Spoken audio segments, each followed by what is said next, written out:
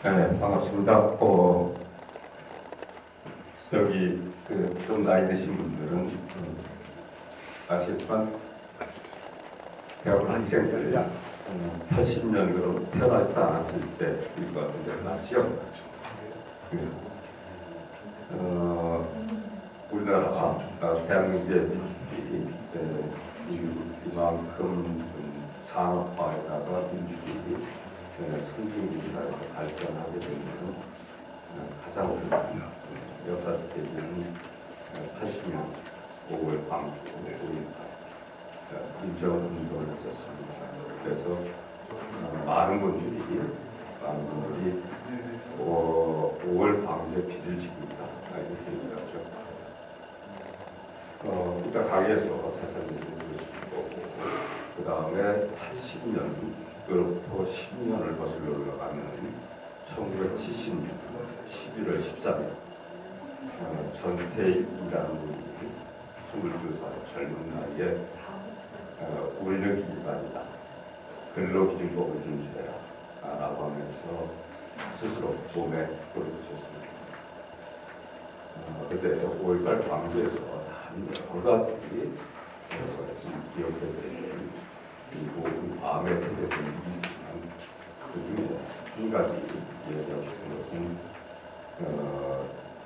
투사회고라는 것을 만들어서 5월 20일부터 광주 시민들에게 뉴스를 전했습니다. 그야말로 그때 당시에 TV라든가 신문이라든가 이런 데서는 전부 폭도다. 그 다음에 북한군들, 간첩들, 무장관들이 입어서 이런 식으로 전부 왜곡된 보도를 뉴스를 보도했는데 고립된 대마로 광주는 완전히 고립된 섬처럼 위협하고 반전이 있었거든요. 그런데 그 광주에서 현장 소식들 뉴스를 만들어서 대표한 것이 투사회고입니다.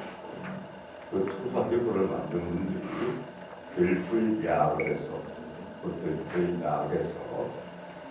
끝까지 도청을 사수하다가 총파에 맞아서 숨지신 윤상원이라는 분이 있는데 이분은 전태일 열사가 48년생, 윤상원 열사는 56세 윤상원 열사는 들불야학에서 강아지라고 했습니다. 교사죠. 그래서 학교를 못 간 공장을 다니는 사람들, 어린 학생, 젊은 청소년들을 상대해서 여러 가지 교육을 했죠. 이것은 이유를 말씀드리면 공부한다는 것, 그것도 이렇게 얘기합니다. 여러분 부모나 또 어른들 얘기하면 공부해서 남주냐 너같이 근데 공부해서 내가 가는 것이 아니라 남을 주기 위해서 공부하는 겁니다. 내가 출세하고 내가 잘 먹고 잘 살고 이러기 위해서 공부하는 것이 아니라 공부해서 얻은 지식, 지혜 이것을 남을 위해서 써야 되는 것. 그래서 공부는 나를 위해서가 아니라 남을 위해서 해야 되는 것이고 윤상원 열사가 광주 80년 5월 27일 도청에서 총탄에 센터로 와서 그 2년 후 82년에 영웅 결혼식이었습니다. 박대중 씨라고 미국에 돌아가셨는데 그 영웅 결혼식에서 결혼식 축가 또 그 이후에 만들어진 노래가 여러분 혹시 아세요? 님을 위한 행진곡을 아세요? 그건 들어봤죠? 님을 위한 행진곡은 윤상원, 박대중 이 두 분의 영웅 결식을 대입해서 만들어진 노래인데 그 노래의 노랫말은 백변석을 잠시 맵기나리에서 나온 것입니다. 김준일 씨라는 분이 작곡을 했습니다. 그래서 지금 우리나라만이 아니라 전 세계적으로 널리 불려주는 거예요.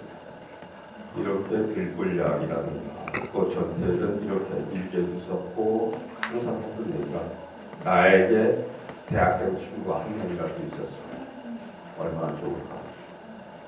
근로기준법 해설서 그때는 전부 한자 수선이었고 그 한자를 스스로 우편을 보고 또 모르는 것은 읽기 마듯이 주변 사람들의 글을 공부해서 글로 또 해설서를 공부했습니다. 글로 또 해설서를 공부한 것이 사고시 국부에서가 아니라 청에서 평화시장에서 어렵게 고생하는 어린 시다들 이런 사람들의 노동 여건을 개선하고 하기 위해서 사람답게 살기 위해서 그렇게 노력을 합니다. 말이 좀 그렇지만 이렇게 공부하고 호기심을 갖고 그다음에 주위 사람들한테 관심을 갖고 그다음에 더불어 잘 살자 라는 생각을 하면서 오늘 토요일 주말 사실 이런 때 밖에서 놀고 싶은데 이렇게 공부하는 것이 그리 썩 지금 놀기는 아니지만 아까 얘기했던 것처럼 나를 위해서가 아니라 남을 위해서도 짧은 시간이지만 보다 민주주의 두 동맹이 어떻게 뛰어왔는가 이것을 훌륭하신 강사님 모시고 공부를 좀 했으면 좋겠습니다. 여러분 환영합니다. 고맙습니다. 예, 고맙습니다, 이사장님. 지금 마침 그 차준원 우리 부이사장님 겸 계승연대 집행위원장님께서 오셨어요. 여러분 저 잠깐 차준원 잠깐 인사 말씀. 예, 좀 인사만 이렇게 하겠습니다 여기서. 아이 고맙습니다. 또 오셨어요. 일찍 오셔서 또 한 말씀 좋은 말씀 들을 수 있었는데. 그래요. 오늘이 마침 5.18 광주 민주항쟁 기념일이네요. 그리고 오늘 광주에서 기념식이 열렸겠습니다만은 우리는 오늘 전태일 정신을 또 함양하기 위해서 이 자리에 왔습니다. 마침 오늘 발표해 주신 내용도 보니까 한국 민주주의의 전반적인 이야기를 다 다루면서 특별히 5.18 그리고 전태일 이게 어떤 의미를 가지고 있느냐라는 걸 중심으로다가 우리 문재인 소장님께서 해주실 것 같아요. 그래서 오늘 기대가 큰데 여러분 경청해서 들으시고 또 이따가 혹시 끝난 다음에 궁금하신 거 있으면 또 추가 질문을 통해서 말씀을 더 들었으면 좋겠어요. 자 여러분 우리 문재인 소장님을 자리로 모시겠습니다. 여러분 뜨거운 박수로 다 환영해 주시기 부탁드리겠습니다. 문재인이 아니라 문재훈입니다. 우리 이덕우 변호사님은 제가 노동운동하면서 2번 감옥에 갔었는데요. 그때마다 저를 변호해 주셔서 감사한 변호사입니다. 그래서 변호사 앞에서 이런 얘기 하려니까 좀 그렇긴 하지만 그리고 저는 그냥 우리 노동자들이랑 만나서 얘기하는 게 흔하니까요. 학생들이라고 하는 부분이 좀 낯섭니다. 그래서 이게 어떻게 정서적으로 통할지는 잘 모르겠습니다. 그냥 열심히 하겠습니다.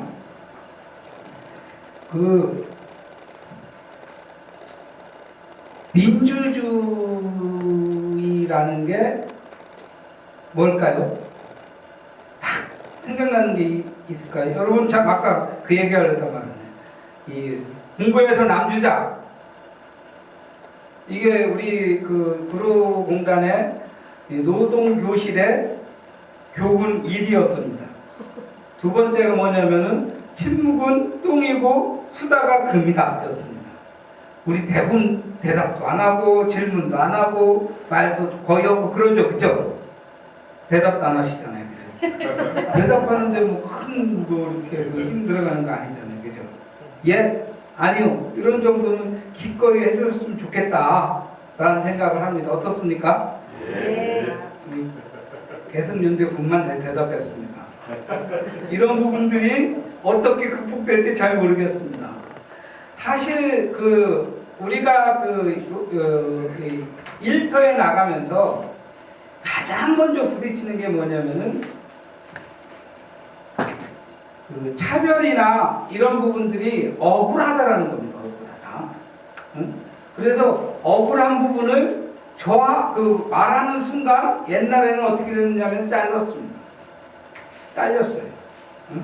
넌 너무 똑똑하니까 우리 공장에 어울리지 않아 나가라. 이런 형태였습니다. 그래서 이 쫓겨나면 분하고 억울하잖아요, 그죠? 그러면 이제 저는 노동 상담하는 사람입니다. 상담하는 사람들한테 와갖고 막 억울한 거 얘기를 막 합니다. 그런데 사실은 억울한 것만으로는 안 되는 무수한 많은 요소들이 있거든요. 그래서 어떤 해고자가 해고싸움을 했다. 그래서 진노위, 중노위, 행정소송, 고법, 대법 5번에 걸쳐서 걸치면 2년 또는 3년이 지나가요. 2년 또는 3년을 버틸 만한 생활을 갖고 있는 사람 크게 없지 않아요. 그러니까 나는 정말 억울해. 이것을 구제받았으면 좋겠어라고 하는 부분으로 시작은 할 수 있는데 끝까지 갈 수가 없거든요. 왜? 먹고 사는 게 정말 급하기 때문에. 그래서 그 노동조합이라고 하는 부분은 사실은 우리나라 법에 의해서는 어떤 거냐면요, 최저 조건이에요. 여러분들 노동법은 지켜지면 최고나 최적이 아닙니다. 우리나라 법은 이렇게 되어 있어요. 이 법은 최저 기준이므로 이 법을 이유로 근로조건을 저하시킬 수 없다. 이렇게 되어 있어요. 그래서 이 노동법을 그 100% 관철한다고 하더라도 우리는 그저 최저입니다. 이 최저가 뭐의 최저일까요? 인간 존엄의 최저입니다. 그러니까 무슨 얘기냐면 노동법이 안 지켜지는 그곳에서 우리는 인간으로서의 최저의 인정도 못 받고 있다, 이런 얘기입니다. 지금 우리나라 노동조합의 조직률이 12%에서 13%입니다. 아직도 88%가 노동조합을 모르거나 노동조합 없는 곳에 있습니다.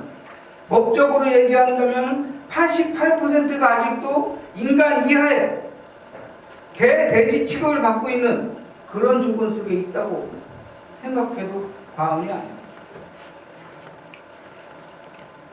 그 사람이 비록 연봉이 2억, 3억이 된다고 하더라도 2억, 3억 받는 개, 돼지일 뿐입니다. 이런 걸 통해서 개인은 너무 억울하기 때문에, 예를 들면 그 노동자들한테 드는 예는 이런 겁니다. 원래 우리가 취업을 할 때 사실은 여러분들의 장점, 우리 노동자들의 장점을 팔아야 되는 거거든요. 그런데 자기 장점을 파는 노동자는 아무도 없어요. 왜? 입사만 시켜줘도 고맙습니다. 이런 조건이기 때문에. 여러분들의 장점, 내 노동자들한테 하는 얘기입니다. 노동자들의 장점은 뭘까요? 우정 끝내줍니다. 사랑 끝내줍니다. 의리 끝내줍니다. 근데 이게 장점이 안 돼요. 응? 그저 입사만 시켜주면 고맙습니다 하고 들어갑니다. 이게 뭐예요? 바가지 쓰고 들어갔다는 얘기예요. 인간 존엄이 뭔지, 너와 내가 서로 존중하는 게 뭔지 싸그리 무시하고 무조건 들어만 가야 됐거든요. 1년이 지났습니다. 물가 올라가, 세금 올라가, 다 올라가. 근데 임금은 그대로요. 못 살겠어. 그래서 임금 좀 올려주십시오. 그러면은 어이구 너 똑똑하구나, 나가. 이게 20년 전에 얘기였습니다.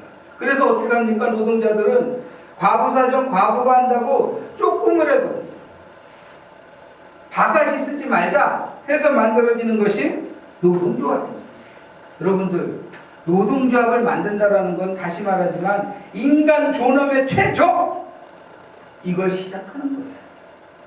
우리가 세상에서 만나는 여러 가지 계약이 있는데 회사와 관련된 부분에서 첫 번째 계약은 근로계약서입니다. 근로계약서에 나는 이런 장점을 갖고 있기 때문에 이런 부분에 임금을 받아야 됩니다 라고 당당하게 교섭한 사람 아무도 없습니다. 유일하게 2사람이 있다고 합니다. 누굴까요? 프로야구의 홈런하고 다소만에게 삽니다. 네? 나머지는 무조건 마이너스입니다. 그리고 회사에 들어가면은 취업규칙이나 이런 것이 있습니다. 취업규칙이나 이런 건 수백 개 되는데 회사가 일방적으로 정한 겁니다. 그래서 회사가 일방적으로 정한 데에는 회사의 이해만 반영이 되어 있는 겁니다. 노동자에 대한 존중이 없어요. 그래서 노동법이 만들어진 겁니다. 노동법은 최고도, 최적도 아닙니다. 요 밑으로 내려가면은 인간이 이하다. 그러니까 요만큼만 최소 아무리 못해도 이만큼은 지켜져야 된다. 그런 겁니다. 대표적으로 최저임금입니다. 최저임금이라는 게 지금 이제 또 최저임금 협상이 시작됐습니다. 이 노동자들은 올리자고 하고 사용자들은 내리거나 유지하자고 합니다.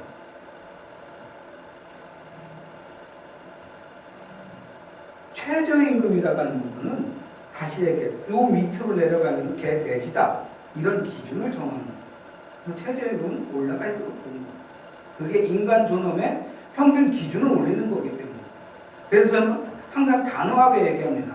노동자와 자본가가 충돌한다. 그러면 무조건 노동자 편에 서라. 네? 노동자 편의 이해와 요구가 인간 존엄의 기준을 높이는 거기 때문입니다. 그런데 현실은 그렇지 않지 않습니다. 그리고 지금 어떻게 되겠어요? 엊그제 제가 모란공원 안내를 했었는데 삼성전자 이 하청업체 반도체 공장에서 일하시는 분인데 이분은 특히 노조 지회장은 2.5톤으로 반도체를 운반하는 이런 노동자였습니다. 이분이 저한테 하는 얘기가 제가 2.5톤에 반도체를 싣고 그 공장을 떠나면은 그 트럭에 200억 이상이 실린답니다. 200억 이상을 매일 날리는 노동자가 시급은 최저시급입니다. 미국이나 외국 같은 경우는 200억을 마치 금고를 낳는 거랑 똑같아갖고 경비 서야 되고 뭐 서야 되고 이래야 되는데 대한민국은 그 노동자들의 그 도덕성이 얼마나 높으면 치안이 얼마나 좋으면 200억을 최저임금, 시급 최저임금으로 맡기고 기능되고 있습니다. 좋은 겁니까? 실제로 우리의 노동의 크기, 우리 노동의 가치 이런 부분에 대해서 우리는 고민 많잖아요. 우리는 어떤 기준으로 임금을 요구할 수가 있을까요?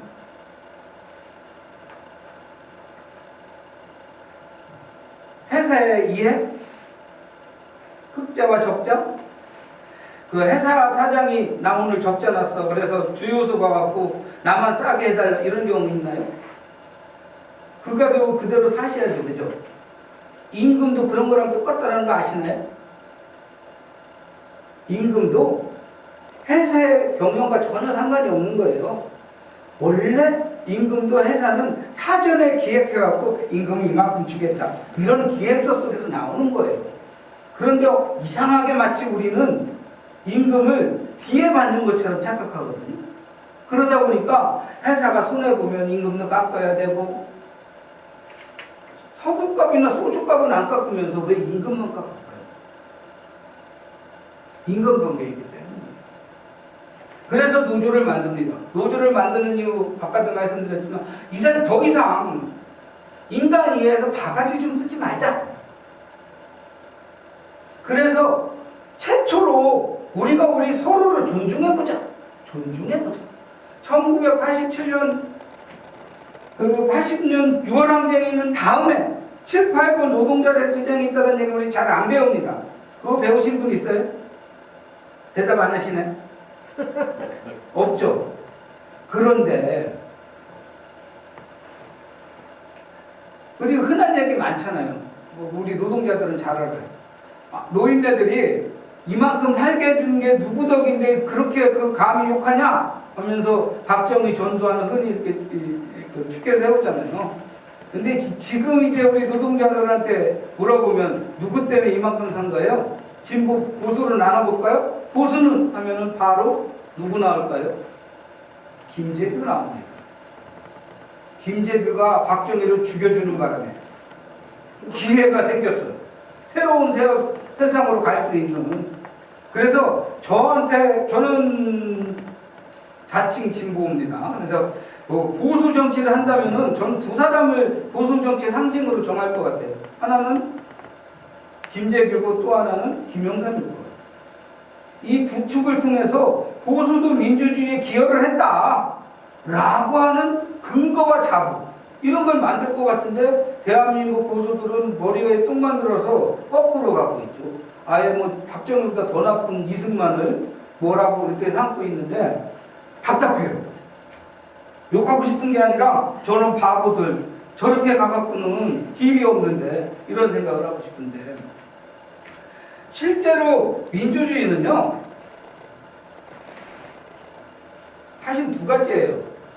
하나는 다수성, 다수가 전체를 결정해야 된다. 또 하나는 수평성이에요. 수평성, 수직성이 아니다. 응? 우리 여러분들 태어나서는 부모 말씀 잘 들어라. 학교 다닐 때 선생님 말씀 잘 들어라. 나중에 커서는 상사 말씀 잘 들어라. 잘 들어라, 잘 들어라, 잘 들어라. 위계질서는 배웠어요. 그죠? 수직관계만 배웠어요. 수평관계를 좀 배운 적이 없어요. 최초로 우리 사회에서 수평적인 관계, 즉 서로가 서로를 존중하는 관계로 만나는 이런 부분은 놀랍게도 노동조합밖에 없어요. 노동조합은 수직을 극복하기 위해서 우리끼리는 수평을 만들자 이런 거예요. 그래서 민주주의는 다수성과 수평성 이것에 근거해서 형성을 하고 있는 거예요. 우리나라에서 제일 그 민주주의가 없는 곳이 어딜까요? 생각해 보신 적이 있나요? 가장 없는 곳. 쉽게 얘기하면 군대입니다. 군대에 민주주의 없어요. 그죠? 오직 수직관계만 있어요. 그죠? 두 번째가 어딜까요? 회사입니다. 회사는 오직 수직관계만 있습니다. 네? 대통령과 국회의원 우리 손으로 뽑는데 차장 과정은 왜 우리 손으로 못 뽑을까요? 회장 사장 왜 못 뽑느냐 이거예요. 대한민국이 민주공화국인데 왜 해산의 질서는 단 한치도 존중과 다수결과 아래로부터 위로 올라가는 이 과정이 없냐 이거예요. 왜 민주주의가 없냐 이거예요. 사적성이라서 개인 거라서. 하지만 우리 사회는 개인도 민주공화국이라는 헌법적 기본 질서 속에 있잖아요. 그런 측면에서 노동조합이라고 하는 것은 회사 내 최초로 민주주의란 뭔가 이걸 말하려고 하는 거예요. 87년 7.89 노동자들 투쟁 시작했던 그 울산의 태화강변에 15만 명의 현대그룹 노동자들이 만나갖고 우리의 요구를 정주영이한테 요구한다 해갖고 50몇 가지를 결의했는데 첫 번째 결의 내용이 뭔지 모르시겠죠 당연히. 뭘까요? 두발 자유. 고등학생들 중학생들이 요구한 게 아니고 성인들인 우리 노동자 15만 명이 모여갖고 맨 처음에 요구한 게 두발 자유. 두 번째 요구한 게 출퇴근복 자유라. 임금 요구했을 것 같죠? 노동 조건 개선하라고 했을 것 같죠? 15만 명을 모아놓으니까 두발 자유와 복장 자유라였어요. 우리는 처음에 그 얘기 듣고 배가 부른가? 그렇게 급한 게 저렇게 그런 건가 했는데 좀 지나니까 우리가 비로소 깨달았어요. 정말 절실하게 요구한 거는 머리로 상정되는 옷으로 상정되는 나, 노동자, 일하는 사람에 대한 사회적 존중. 이게 민주주의였습니다. 우리는 민주주의만 알아요. 공화국 몰라요. 그죠? 대한민국에 민주공화국이라고 했지 민주주의라고 하지 않았어요. 민주주의는 수단이고 형식이고 과정이에요. 목적은 뭐예요? 공화국이에요. 공화국은 뭐예요? 나를 절제하고 나를 삼가서 전체가 여럿이 같이 산다. 이런 정신이에요. 그런데 우리는 이런 민주주의로서의 공화국 이런 부분에 대해서 배운 적도 없어요. 하지만 역사는 그걸 차근차근 갈아왔습니다. 우리가 대한민국 헌법 전문을 보면은 역사적으로 두 가지 사건만 말하고 있습니다. 하나는 3.1운동, 또 하나는 4.19, 그리고 지금 여야가 합쳐서 광주 5.18 이걸 집어넣자 이렇게 얘기를 하고 있습니다. 헌법 전문에 역사적인 사실을 기록한다는 건 그 역사가 그 사회를 결정적으로 규정했다는 겁니다. 3.1운동은 뭘 규정했을까요? 3.1운동이 혁명이라고 부르는 이유가 있습니다. 3.16 그 운동 이전에 예를 들면 여러분 독립문 있죠? 서대문에. 그리고 독립신문도 발행했다는 얘기 들으셨죠? 예? 서재필이가. 이 독립은 어디로부터 독립이었을까요? 오, 정확합니다. 청나라로. 우리는 보통 일본으로부터 독립일 거라고 흔히 생각하잖아요. 그죠? 그런데 사실은 청나라. 놀랍지 않아요? 그 전까지는 우리가 독립해서 만들 나라는 조선 왕조였습니다. 조선 왕조. 근황 사상이었죠. 그런데 3.1운동을 통해서 최초로 왕조가 아닌 나라, 민주주의를 말할 수 있는 나라, 그리고 이 3.1운동을 받은 상해 임시정부가 드디어 민주공화국이라고 하는 해방된 이후 새로운 나라 정체성을 얘기하기 시작했습니다. 그때부터 독립은 왕조로 돌아가는 게 아니라 민주공화국을 만드는 과정이었어요. 그래서 혁명입니다. 그래서 정말 절대적인 겁니다. 그때부터 역사적 질이 달라진 겁니다. 그래서 3.1운동은 우리나라 민주주의의 시작이에요. 그리고 뿌리라고 할 수 있는 겁니다. 그 뒤로는 이제 아까도 말했지만 조선 왕조로 가요. 사실은 여러분 왕조 시대의 그 백성과 민주공화국의 백성의 차이 이런 부분에 대해서 들어본 적 있을 수도 있겠는데 시민과 신민의 차이 들어보셨나요? 시민과 신민의 차이. 신하신 백성민 신민 뭐야 이거 시민 그 시장시 할 때 그 시민 신민이라고 하는 게 신은요 주인이 있어요. 왕 지주. 그러니까 백성들은 주인이 아니라 부속된 물질이라는 거예요. 그래서 여기에 대한 왕의 기본적인 입장은 군림, 관리, 감시 이런 겁니다. 신민. 요걸 그대로 근대적으로 계승한 데가 식민지고 그 다음에 독재인 거예요.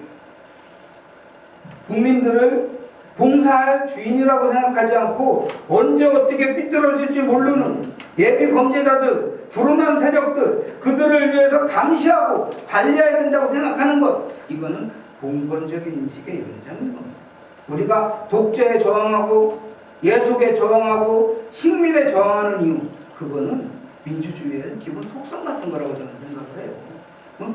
그리고 그 시민이라고 표현되는 민주공화국의 조기는 그 계약에 의해서 형성된 거기 때문에 이때부터는 주와 객이 바뀌는 거예요. 나라가 백성을 모셔야 돼요. 우리가 윤석열 정부에 대해서 이거는 민주주의가 아니야 라고 생각하는 가장 큰 부분은 위로부터 결정된 부분에 의해서 믿어라 이런 수직적인 부분으로 자꾸 비틀어놓기 때문에 본능적으로 싫은 거거든요. 그러니까 항상 민주주의 하면은 목적이 공화국이라는 거 함께 살고 내 욕심을 억제해야 된다는 거 꼭 생각하셔야 되고요. 민주주의라면 다수결이다. 다수의 입장에 쓰는 거다. 이러는 거예요. 다수의 입장에 쓴다는 것은 빈부격차가 있고 재산권이 있고 권력이 있다고 한다면 저항권에 해당되는 거예요. 저항권에 해당되는 거예요. 민주주의는 그래서 사실 자본가 또는 부유한 정치가 민주주의를 만든 적이 한 번도 없습니다. 흔히 얘기하는 민주주의의 핵심인 이 보통 선거제 있잖아요. 1인 1표나 뭐 이런 부분. 이거의 시작이 영국의 무슨 차아티스트 운동. 제가 3개월만 젊었어도 이런 거 다 배웠으니까. 이 자아티스트 운동이나 이런 부분도 노동자 민중